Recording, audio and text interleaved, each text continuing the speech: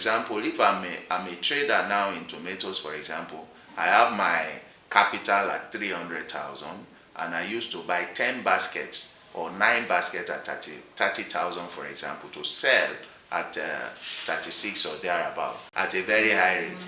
The buyers also, it affects their capacity to purchase as they would like. So those that have been buying large quantities will be faced with buying fewer quantities. And when they buy fewer quantities, it also affects the quantity of food that is being put in the table, both locally and the ones that is exported.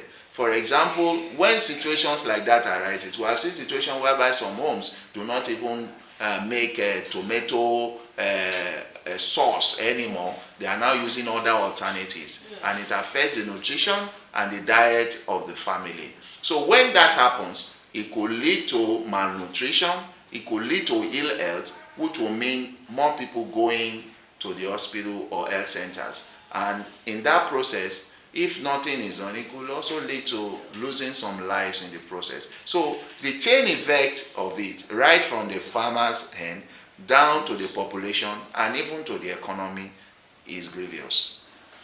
Okay, thank you so much for that. What should be the lookout for farmers? Yes, the farmers, to me, should collaborate effectively with the federal government, their state government and local government, and also with the agricultural research institutes and the liaisons of various government agencies as regards agriculture to be proactive and preempt what could happen. Yes, it's tomato today. We don't know which one is going to happen tomorrow. So that in every area, anything that they see that is untoward, some farmers, they see some things and they hide it to themselves. They say, no, I'm not going to be the one that will report this that is happening in my farm.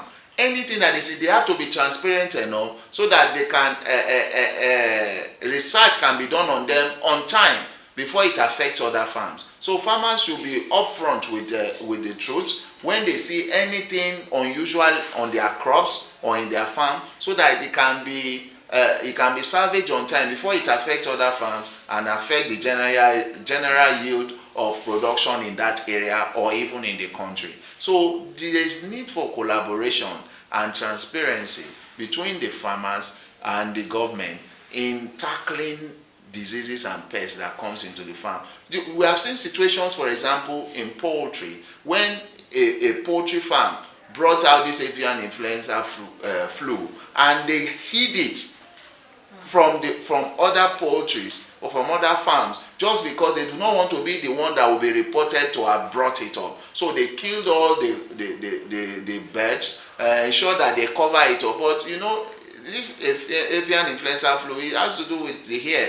It has to do with the wind. When it has come in and it is not properly tackled in the particular place that it happened, it's going to spread. So that's why about a few years ago we had that spread, because the farmers were not transparent with the truth.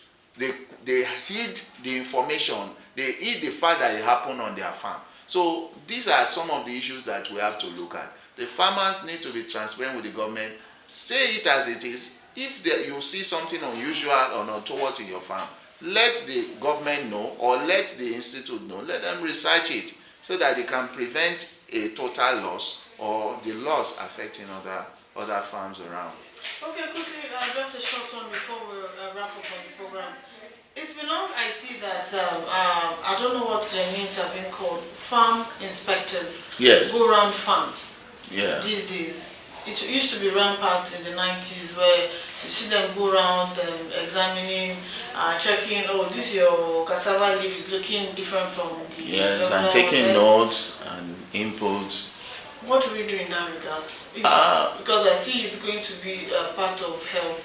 Yes, the government needs to resuscitate those departments. I do not want to believe that these departments are extinct. But one thing again is that when you have department that is not adequately mobilized, then they will not be able to function properly. That is the responsibility of the government. When we were talking of agric inspectors that goes to farm and everything, it's a cost on the government for them to move to various areas. And if the department is not provided with the necessary tools like vehicles, like allowances that will make these people to go and do their jobs properly, the department will just be in a limbo.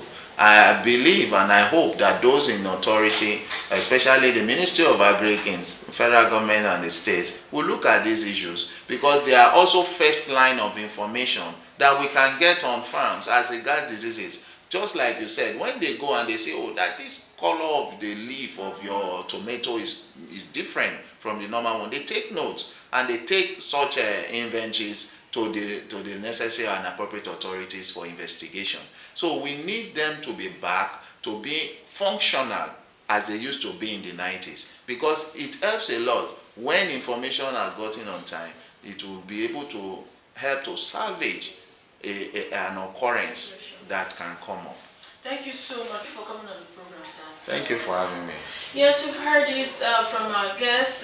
There is need for collaboration between both the government, farmers, of course, in ensuring that the invasion of pests and diseases is being mitigated and brought to the barest minimum. On this note, to say thank you for joining us on the program, and join us again same time, same station next week. I am Khadija Iloto, and say bye for now.